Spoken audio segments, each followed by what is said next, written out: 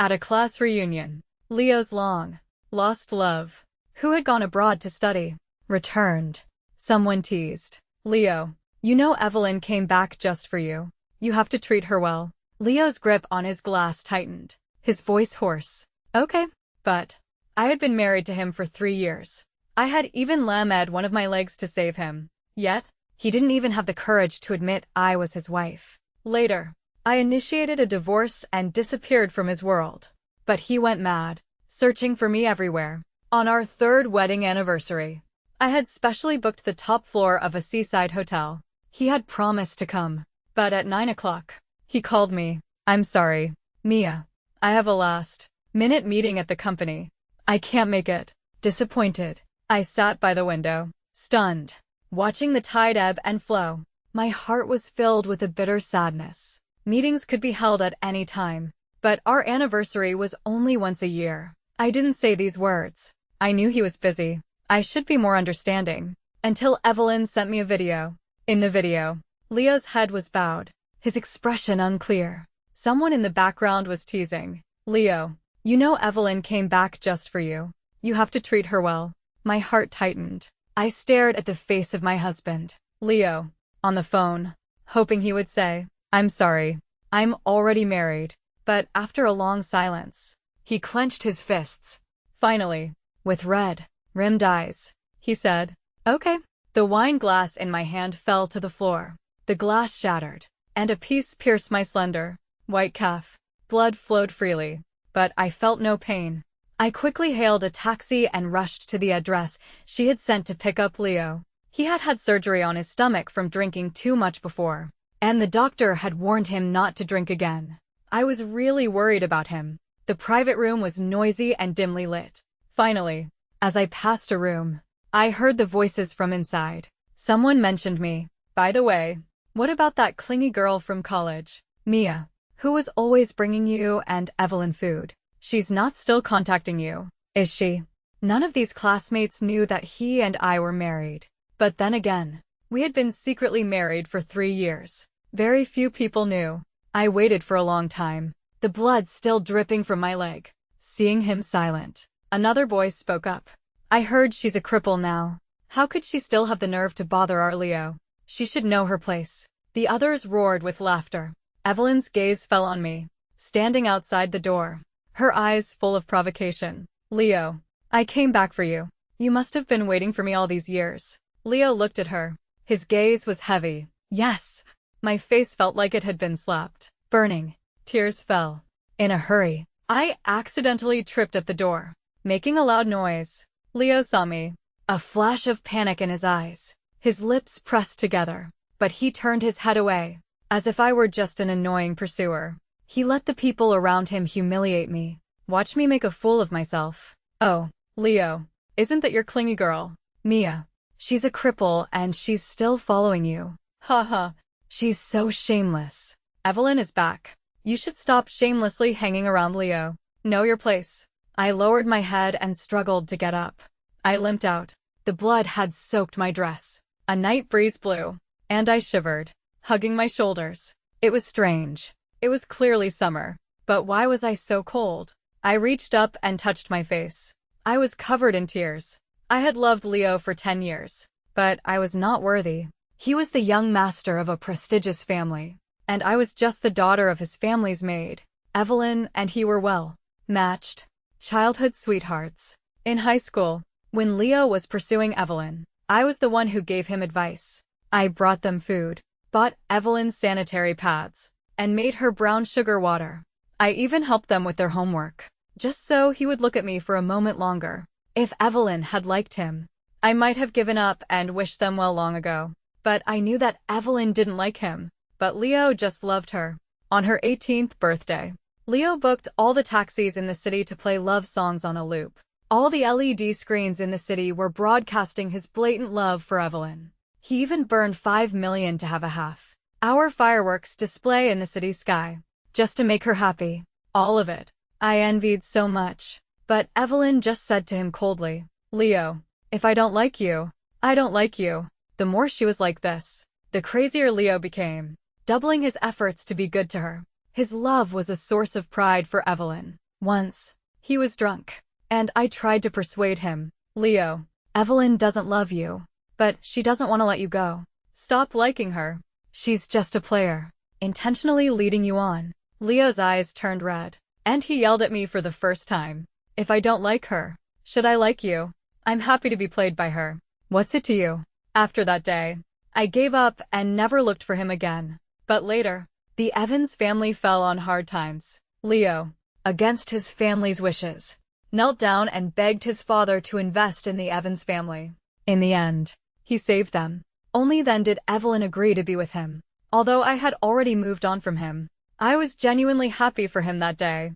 But after graduating from college, Evelyn still went abroad for her own development. Before Evelyn left, Leo had given her an ultimatum. If you leave, we're breaking up. I knew he couldn't bear to part with Evelyn, because I had seen him secretly prepare a diamond ring that could only be bought once in a lifetime, to propose to Evelyn after graduation. His love for Evelyn was fiery and dazzling, without reservation. But Evelyn had always been heartless towards him. She left without looking back. That almost killed Leo, and I was the one who silently stayed by his side during this time. I drank with him. When he was drunk, I was even more drunk. When he was hospitalized, I stayed by his side, taking care of him, cooking for him, and nursing his stomach back to health. Later, he fell in love with extreme sports, like racing and skydiving. I, who had always been timid and quiet, did them with him, without a care for my own life. Leo, if you want to do it, I have to be with you. He raised an eyebrow and looked at me. His eyes betrayed no emotion. Little follower, you like me that much? I nodded. The moment I looked up and met his eyes, my heart pounded so hard it was deafening. For the first time, I bravely said, I like you, Leo. I've liked you for a long time. Coming back to my senses, I whispered, it's been a long time, Leo. I've loved you for 10 years. It's about time it ended. Back home, I found the first aid kit. I disinfected my injured leg and then wrapped it in gauze. After I was done, the gauze was already soaked with tears. Suddenly, my phone rang. I thought it was Leo. I opened it with excitement, only to find that it was from a doctor whose number I had saved at the hospital. It was my best friend, Chloe. Congratulations, Mia. You're 4 weeks pregnant. How did you not know? The news was so sudden. I didn't even have time to react. I should have been happy, because I had always longed for a child with Leo's eyes. But now, he had finally arrived, and I was scared. I was afraid that Leo didn't want him at all. If it weren't for a drunken night a month ago, this child wouldn't exist. All along, he didn't want me to get pregnant. I knew that. Should I tell him the news? Late at night, I held my arms and stared at my phone. After a moment's hesitation, I still sent him a message. I thought that as the child's father, he had a right to know. Or perhaps, it was my last effort to save this marriage. Using the child. Leo, I'm pregnant. Can you come home and be with me? I miss you. The seconds ticked by. The room was so quiet I could even hear my own heartbeat. When his message appeared, I picked up my phone with anticipation. But I saw him say, a child. How could we have a child? I frantically explained. One night last month, you were drunk. So, I'm sorry. I didn't mean to. I apologized instinctively. The more I spoke, the less confident I became. But another voice in my heart was reminding me, why was I apologizing? I just loved him and wanted a child with his eyes. What was wrong with that? Then just get rid of it. Besides, with your condition, what if the child has it too? The message exploded in my mind like a thunderclap.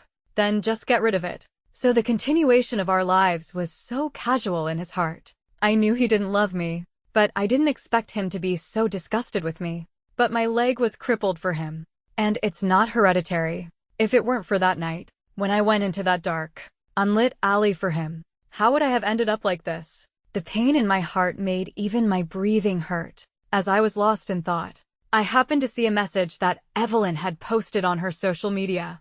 I knew that no matter what, you would be waiting for me. In the accompanying picture, Evelyn was wearing a diamond ring. I recognized this ring. It was the one Leo had specially ordered from overseas to propose to her. A ring that a person could only buy once in a lifetime. And the hand she was holding had the red good luck charm I had gotten for him. I suddenly laughed. At myself. At these 10 years of loving him. In the end, it was all a joke. Back then, when he had a car accident, I went to a remote temple, climbing one step at a time, kneeling, kowtowing, a total of 100 steps. I got that red string in the rain. To protect him. It was said to be very effective. After I personally put the red string on his hand, he, who had been in a coma, finally woke up. Later, I stopped him from racing. He listened. After he woke up, he was like a changed person. Mia, let's be together. I thought he had really moved on from Evelyn and was ready to be with me. I didn't expect that the person who had almost killed him would appear again, and he would still be able to abandon everything. Abandon me and his child. His friends were right. I was just his dog. He could call me when he wanted, and send me away when he was done. How utterly ridiculous. I closed my eyes in despair. I thought of that day. In college, I majored in dance. Just before graduation, my teacher gave me an opportunity. If I was chosen, I would have the chance to study at a renowned ballet company abroad. My teacher had repeatedly told me not to miss it. But that day, a phone call from his friend made me miss that once in a lifetime opportunity. And it made me lose my dream forever. A drunk Leo had provoked a group of thugs. They had cornered him in an alley and wouldn't let him leave. The 2 or 3 friends he was with had secretly called me. He was alone. Of course, he couldn't fight against dozens of people.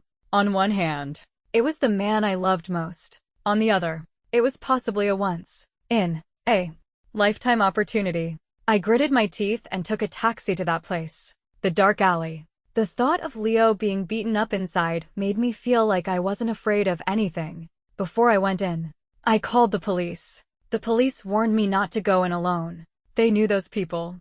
They were notorious local troublemakers. They caused trouble everywhere. But how could I rest assured? I still went in. In the faint light, I finally found a drunk Leo.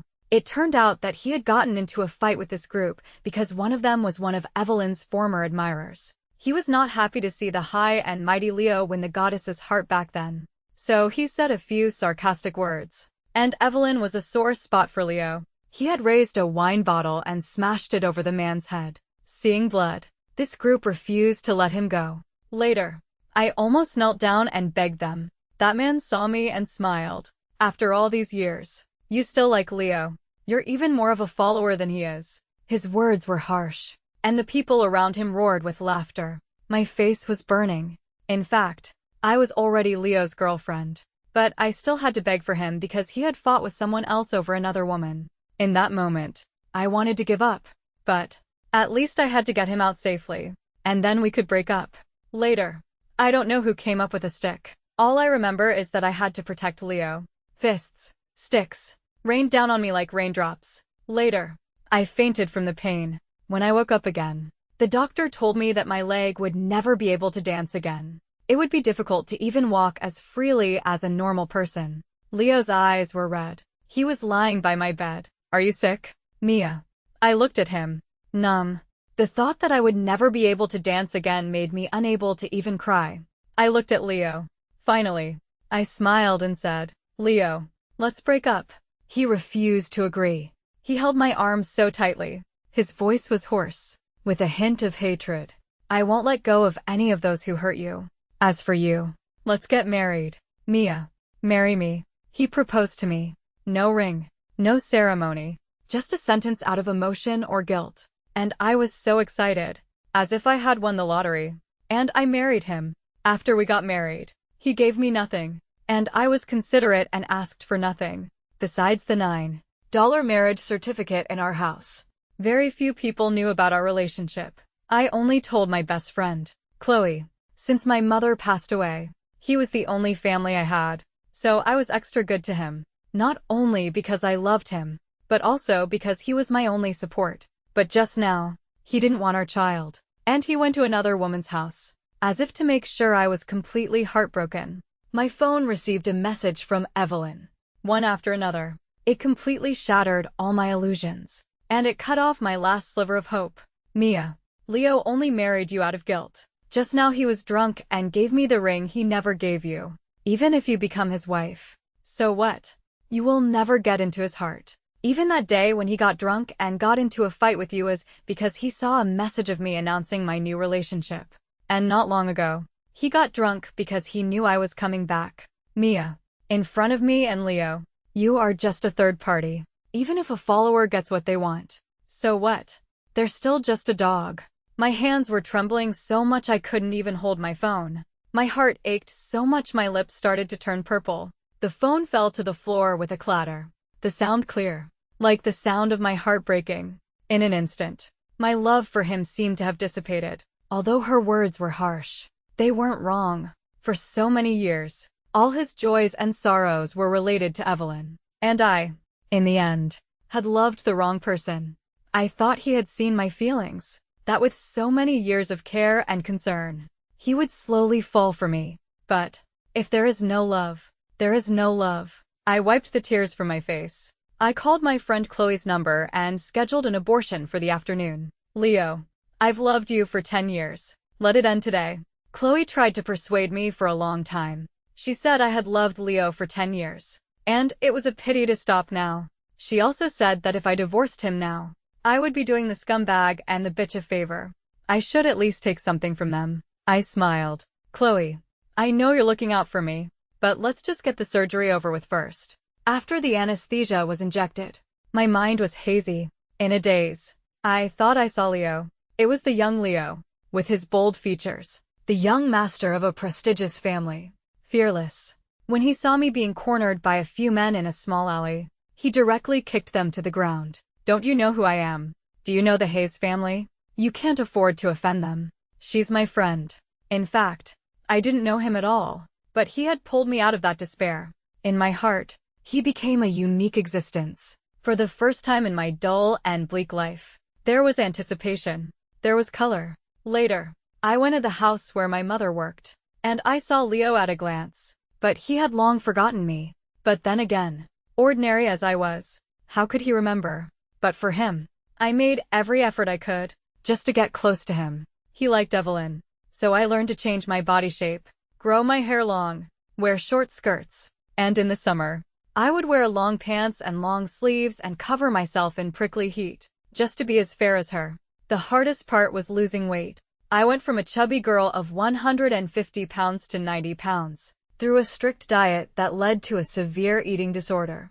I became more and more beautiful. So beautiful that even the school heartthrob took notice of me. He asked for my contact information, but the one I had always liked was him, and only him. As the memories flowed, I fell into a deep sleep.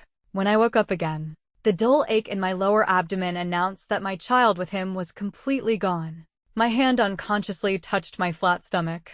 My heart finally stopped hurting. When I thought of Leo again, my heart was terrifyingly indifferent. As if a part of me had also died on that cold operating table, along with the loss of the child. Chloe walked in. You need to rest well and get enough nutrition during this time. If you don't want to go home and have nowhere to go, you can stay with me. I smiled and thanked her. Her eyes were moist. What's there to thank me for? Silly girl. I hadn't cried yet, but she was crying for me. But she was right. I wouldn't go back to that house. And besides his place, I had nowhere else to go. One day after I graduated, my stepfather somehow found where my mother and I were living. In a fit of rage, he beat my mother to death. He was finally imprisoned. And I never expected that the price of finally getting rid of my drunk and abusive stepfather would be so high. It was my mother's death. I, the unfilial daughter, was in the hospital at that time, unconscious from taking a beating for Leo. So I never got to see my mother for the last time. And it was because of this that Leo agreed to marry me. Because he had caused me to lose the chance to save my mother. If I had gone home after the performance that day, my mother wouldn't have died. And I wouldn't have lost my only family. The first thing I did when I went to my best friend's house, I contacted a lawyer and drafted a divorce agreement. I wanted to divorce Leo. To draw a clear line. When I sent the divorce agreement to Leo, it took him a whole day to realize I hadn't come home. Oh. Or maybe he had just come back from his true love, Evelyn's place. He called me. Mia, where are you?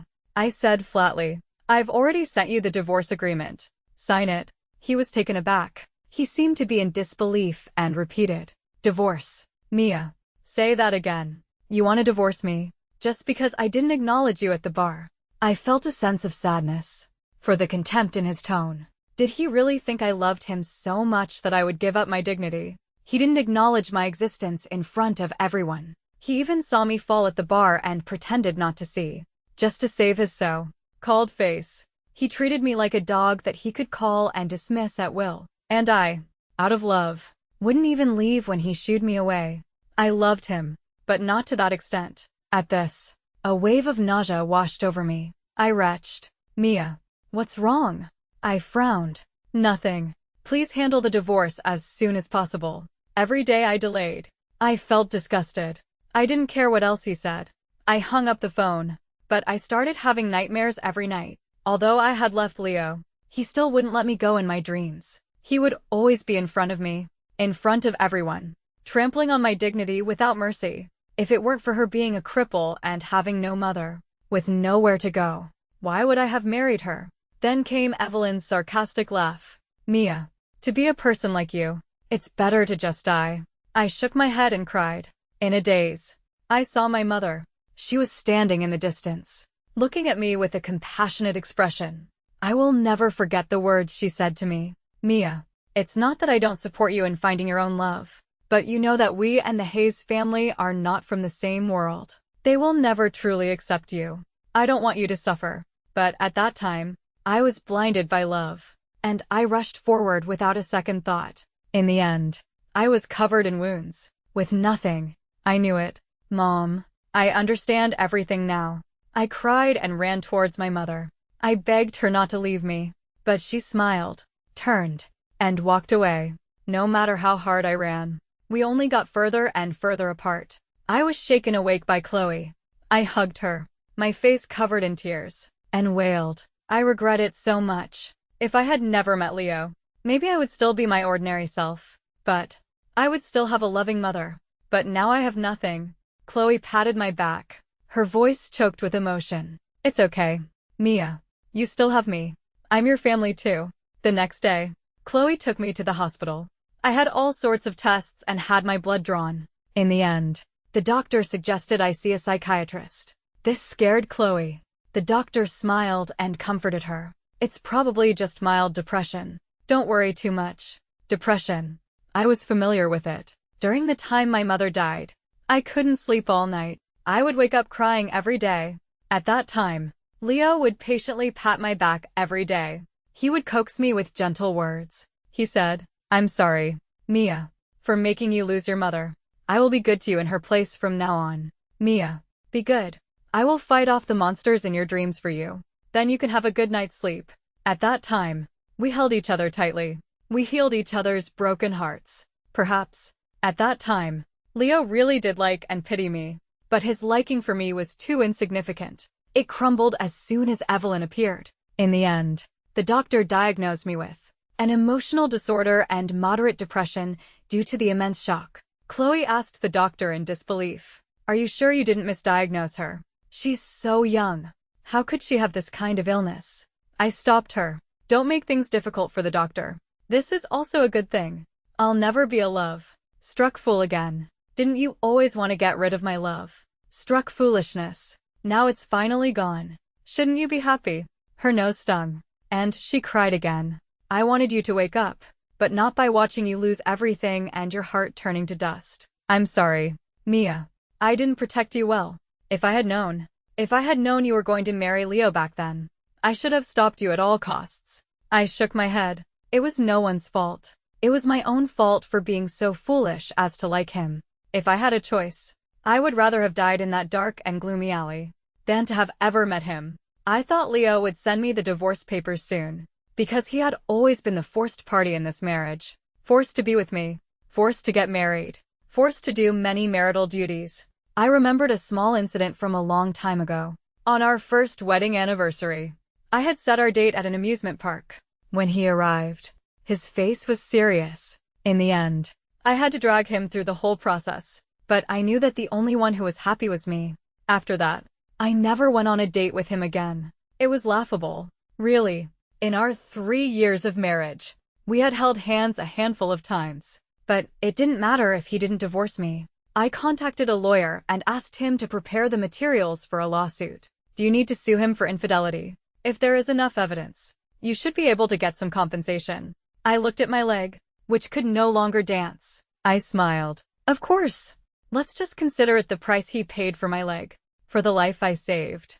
I didn't receive the divorce papers from Leo. Instead, he showed up in person. On a rainy day, Leo knocked on Chloe's door. He appeared in front of me, looking pathetic. His hair and body were still dripping wet. I looked at the tall and handsome Leo. My heart was no longer filled with a surging love, but with indifference. I frowned and asked him, "What are you doing here? Why haven't you given me the divorce papers yet?" He avoided the question and just asked in a hoarse voice, "Mia, why haven't you come home yet?" I sneered. "She's going to be replaced anyway. Why should I go home?" "Go home for what?" "To watch you and Evelyn be all lovey-dovey." "Leo, I'm a person. I have a heart. I can get hurt too." He seemed to not realize that I already knew everything. He was suddenly anxious. "You're overthinking it. There's nothing between me and Evelyn." "Really?" I raised an eyebrow at him. For the first time, I felt like I didn't know the man in front of me at all. "Nothing. You abandoned me on our 3rd anniversary to see her." "Nothing. You put the ring you've treasured for years back on her finger." "Nothing. You couldn't wait to climb into her bed on the first day you saw her." "Leo, don't make me look down on you. Since you love her so much that you're willing to be so humble, to be thrown away for years and still come back to her, then I'll admit it. I give up. Let's get a divorce." My words rained down on him, leaving him stunned. He had never heard me say such harsh words before. But then again, my harsh words were always reserved for myself. When I was pursuing him, I was harsh on myself. After I married him, I still let myself be wronged. He frowned. "Mia, I know you're upset because Evelyn is back. You can throw a little tantrum, but that's enough. I've already come to get you. You should just come down. Otherwise, I might really not want you anymore. Besides, do you have anywhere else to go besides my place?" His words completely broke my heart. For him, I had lost my only family. I had not been able to see my mother for the last time, and he could actually use that to threaten me. Tears instantly streamed down my face, realizing he had said the wrong thing. He reached out to hug me, but I fiercely pushed him away. "Leo, do you know what my biggest regret is?" I smiled, but there was no hint of a smile in my eyes. "I shouldn't have saved you. In that alley. You should have died there." I turned and slammed the door. Then I squatted down and hugged myself helplessly. An overwhelming sense of suffocation engulfed me. Outside the door, Leo was still frantically pounding on the door. "Mia, I was wrong. Please open the door." "Okay."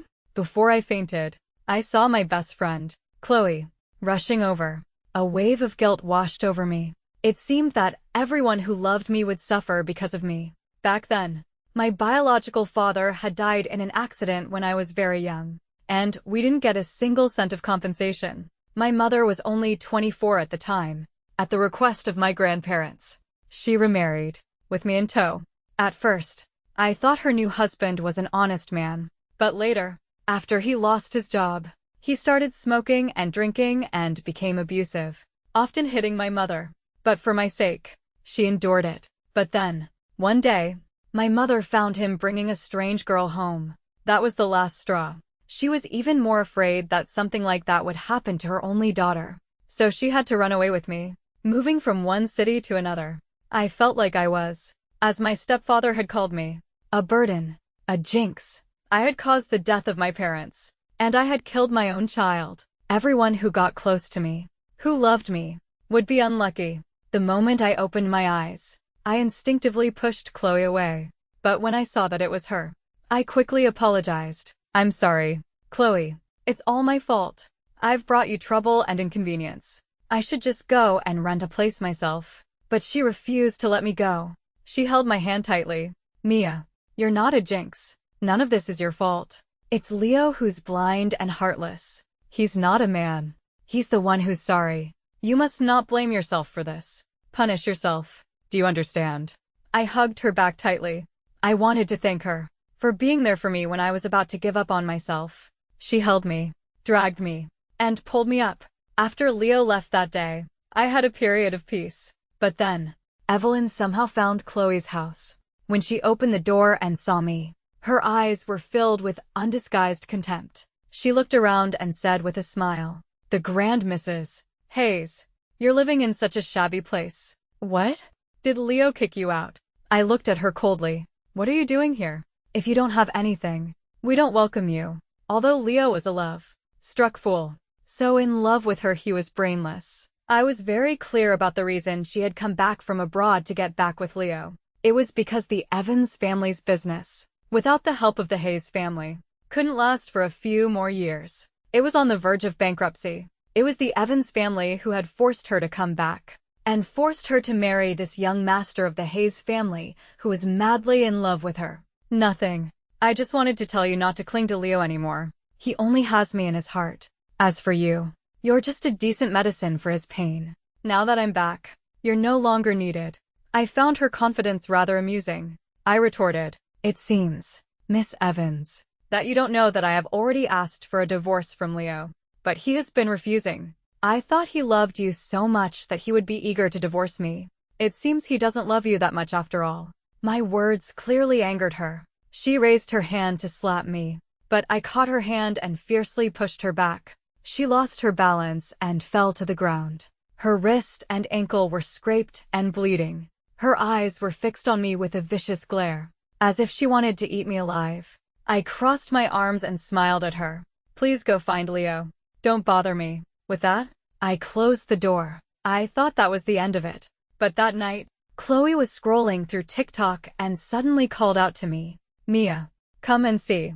Is this you?" I walked over, curious. I saw the video. The angle of the video was very well chosen. I had a fierce expression as I pushed Evelyn to the ground. The audio was also partially cut, making it sound like I was indeed the bad guy. And the title was, "The Maid's Daughter Who Seduced Her Best Friend's Boyfriend While She Was Studying Abroad." Not only that, this insider also shamelessly slandered me. They said that I had been clinging to Leo in high school and college, always trying to get between them. They even said that Evelyn was forced to go abroad because of me, and that she had come back to see me, only to be treated like this. The public opinion quickly turned one-sided. I was inundated with abuse. Some people even noticed my limp. Oh my God. A cripple dares to fight with a rich heiress for a man. Doesn't she know her place? Vicious cripple. Homewrecker. She's so shameless. Hee hee. Go to hell, you homewrecker. Soon, someone dug up that my stepfather was a murderer, and the person he had killed was my own mother. And that day, they spread a rumor that I was clinging to Leo and didn't even care about my own mother's life and death. They said she deserved to die. Who let her give birth to such a home-wrecking daughter? She deserved to be married to such an abusive man and be stabbed to death in the end. It's her karma for giving birth to this daughter. No wonder she's so unlucky. It seems even God can't stand her. Maybe her parents were both killed by her. They could say anything about me, but why did they have to say that about my mother? Maybe I had loved the wrong person. You can call me a love-struck fool. You can call me a pathetic wretch. You can call me a stupid bitch. But why did they have to insult that kind and gentle woman? Watching the comments pour in, one after another, like a tide engulfing me, I was drowning, unable to breathe. My face started to flush an unnatural red. I clenched my fists tightly. Chloe noticed that something was wrong with me, and quickly called my name, rushing to get my medicine and feed it to me. But the words of abuse were like they had taken root in my heart, and they started to play on a loop in my head. With Evelyn's push, the matter quickly escalated to the point where everyone knew about it. And I, the culprit in their eyes, the third party who had destroyed their relationship, was hospitalized for the endless cyberbullying. While Chloe was out buying groceries, I took a fruit knife and cut my wrist, just because I saw someone insulting Chloe, my only friend, on her account, with words that were as ugly as they could be. At night, I heard her secretly crying, tossing and turning. I couldn't sleep anymore. I didn't want to cause her any more trouble, but unfortunately, I didn't die. Chloe came back in time and sent me to the hospital. The doctor said that my depression had progressed to a severe stage. Just as Chloe was crying and apologizing, my phone rang. I hung up. It rang again. I hung up again. Finally, Chloe couldn't stand it anymore and answered it. "Who is this?" Because there had been so many abusive calls lately, I had become numb. I thought it was just another person calling to curse at me. But to my surprise, it was Leo. Recognizing his voice, Chloe started to curse. Are you even human? Leo, Mia has lost everything for you. But what about you?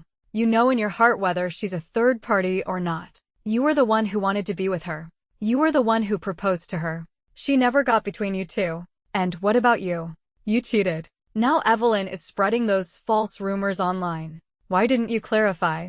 How could you do this to her? You and Evelyn have driven her to suicide. What more do you want? Do you really have to confirm that she's dead to be satisfied? Leo's voice was filled with an undisguised tension. What did you say? Mia tried to kill herself. I turned over. I pulled the covers over my head, isolating myself from all sound. I thought, I never want to hear anything about Leo again. I couldn't find any reason to live. Or rather, living had become a form of torture for me. Leo was at the hospital for a long time, but Chloe never let me see him. She wouldn't let him, and I didn't want to see him. I told her, please get him to give me the divorce papers. If one day my depression acted up and I really jumped from the hospital roof, I didn't want to die with the title of Mrs. Hayes. In the past, this title was all I had ever wanted, but now, it had become a heavy shackle, a burden I would rather die than carry. Okay, I promise you. When Chloe came back in, he said that as long as you agree to see him one more time, he will agree to a divorce. After a long hesitation, I still nodded. When I saw Leo again, he was much thinner. So was I. I had never seen him look so dejected before. He was even more miserable than when he had been dumped. It couldn't be because of me. I curled my lips into a sarcastic smile. Leo, we've met. You can go now. Just give the divorce papers to Chloe. With that, I turned my face away. Just looking at him made me tired. After a long time, he finally spoke. His voice was much hoarser. Mia, I've already posted a clarification. There's nothing between me and Evelyn. She's been clinging to me. I really have no feelings for her. Perhaps in the past, I loved her very much. So much that I would have died for her. But in these few years, the person by my side has been you. For her, maybe there's just a little bit of unwillingness. That night at the bar, I was really drunk. So I was in a daze and didn't chase after you. I'm sorry. I didn't know you would be so hurt.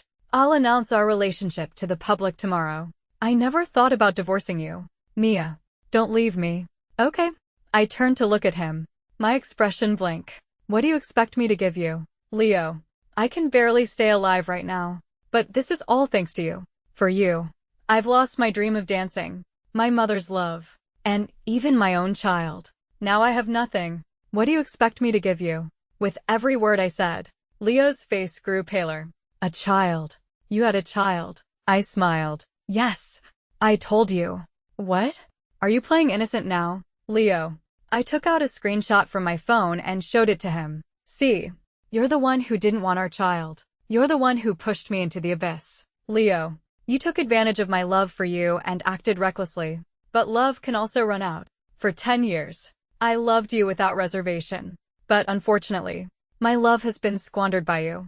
Now I finally have no ability to love. Are you satisfied? If there's anything left for you, it's hatred. I hate you. I hate you and Evelyn. I wish you would both die. I cried and said to him, please, just go and die with her. Okay, go and be with my child. He looked at me. His lips quivered. Finally, after a long time, he didn't say a word, but he seemed to be saying, Mia, I love you. I do love you. I just realized it too late. Fortunately, he didn't say it out loud. Otherwise, I would have really been disgusted. Leo left. He never came back. I gradually recovered with Chloe's company. Chloe told me that the Evans family had gone bankrupt, and Evelyn, because she had guided others to cyberbully me online, was later exposed by the clarification video Leo had posted. The backlash was even more severe. Many netizens dug up photos from her social media accounts from her time abroad. They discovered that a boyfriend she had dated abroad already had a wife and children. Only then did the netizens realize that the real homewrecker was Evelyn. And in Leo's statement, he mentioned that I was a good wife, that my leg was crippled from saving him, and that the divorce was because of his infidelity. It was all his fault. And Evelyn, because she had cyberbullied me to the point of suicide, had almost killed me. When the netizens found out, they directed all their anger at Evelyn, making her a pariah. And Leo, because of this statement, caused the stock price of the Hayes Corporation to plummet. The original plan to go public was now a distant dream because of his self-exposing statement. But he didn't seem to care at all. In the division of marital property, he transferred almost all of his personal assets to me, and Chloe accepted them all on my behalf. At that time, Chloe was with me at a sanatorium abroad. Then she took me traveling to see all the sights. The things Leo couldn't do, I'll do them with you. Chloe smiled and held my hand. Who needs a man? It's good for us sisters to be together. It was good. Before I left, I took Chloe to see my mother. In a daze, I saw her smiling and waving at me. She seemed to be satisfied with my decision. I thought of something she had said to me a long time ago. Mia, it's okay to take the wrong path. The important thing is to turn back in time. I took the wrong path, but I regretted it. And it was not too late. Later, I heard that Evelyn's parents had sold her to a pot-bellied businessman to save their bankrupt company. And after the marriage, because the rich businessman found out about Evelyn's promiscuous past, he started to beat her. Domestic violence. But every time she wanted a divorce, she was persuaded by her parents to reconcile. And so, she had 2 of her ribs broken. And she became deaf in one ear. Later, she knelt in front of Leo and begged him to save her. But he didn't even turn his head. The young master of the Hayes family, after his divorce, almost never appeared in public again. Later, someone actually took a picture of him burning incense and praying to Buddha. When asked why he was doing this, he looked at the camera and said calmly, "My sins are too deep.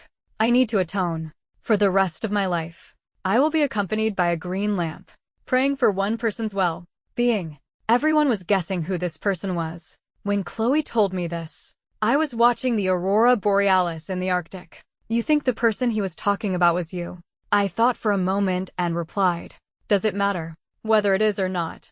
That night, I had a good night's sleep for the first time in a long time. In my dream, Leo held out his hand to me, his smile bright and unrestrained. "Mia, come with me." I hesitated and pulled my hand back. I said to the young Leo, "I'm sorry, Leo. I have to make peace with myself and let you go." The red good luck charm on his wrist fell off. In his shocked expression, I said goodbye to him. "Goodbye, Leo. I have to start loving myself now." Later, I received a letter from overseas. When I opened it, there was a strong scent of sandalwood, a familiar handwriting. "Mia, I owe you too much in this life. If I told you that my biggest regret is not realizing my own feelings sooner, not being good to you sooner, and letting go of my pride in front of you when we were young, would you believe me? But I know you don't care anymore. I'm just a stranger to you, and you are the person I need to atone to for the rest of my life. But here, I still have to tell you. That night at the bar, I was originally going to make a clean break with Evelyn, with my youth. But seeing her, all those memories came flooding back. I was possessed and said those things, as if to give my younger self a perfect ending. Later, you appeared. I was so flustered, but my pride wouldn't let me move an inch. After you left, I wanted to chase after you, but Evelyn and the others held me back and got me drunk. Evelyn took me home when I was drunk. And she took the ring I had intended to give you when I got home and secretly put it on her own hand, taking a picture. Then she used my phone to send you that message, forcing you to have an abortion. All of this happened while I was drunk. Later, I didn't realize the severity of the situation. I thought you were just angry for a while when you disappeared. When you didn't come back for a long time, I was panicked. But then I received the divorce papers you sent me. I was angry at your overreaction. I still couldn't help but want to find you. In a fit of anger, I said those hurtful things. But then I regretted it. I stood downstairs at Chloe's house all night, but I didn't see you come down. Later, I saw the video Evelyn had posted. I wanted to clarify immediately, but she begged me not to, saying that her family was bankrupt and she had nothing left. She asked me, for the sake of our childhood friendship, not to ruin her. I thought you already had me, that those rumors weren't that important. But you went through so much, and I didn't know anything. I wasn't there to protect you. After I found out, I wanted to die with you, to tie you to my side even in death. But I knew that you wouldn't even want to die with me. Writing this, my tears have soaked the letter paper several times. I know that what I'm saying is meaningless. It's just the foolish words of a foolish man. I'm not trying to get you to forgive me. You won't. It's just that in the middle of the night, I always dream of you crying. When I first woke up from surgery, when I was injured in a fight, and when I proposed to you, you cried so much. It broke my heart. Every time I dream of this, I can't sleep or eat. I toss and turn. In my heart, my only wife is you, Mia. For the rest of my life, I will be by the side of a green lamp and an ancient Buddha, sincerely praying for your happiness and peace. These are the words of a fool. Forget them after you've heard them. Signed, The Sinner. Leo. 5 years later, my depression was cured. I used my own money to build an orphanage to take in abandoned children. Seeing them, I felt like I could see the child I had lost. As I took in more and more children, my nightmares became less frequent. I finally found peace. Later, Chloe, who had already moved back to the country, called me. She told me that Leo had died. When he was found, he was gone very peacefully, with a smile on his face. I was silent for a long time. After hanging up, I waved at a little girl standing not far away. Her face was full of joy as she bounced over to me. Mommy. All the children called me director, but she always called me mommy. And at the same time, my account received a huge overseas transfer. I didn't have to think to know who it was. After that, I donated all the money. In a daze, that young man stood in the backlight, a smile on his lips. Mia, forgive me. I turned around. My face was emotionless. My young man was finally gone, and we would never see each other again. In life or death.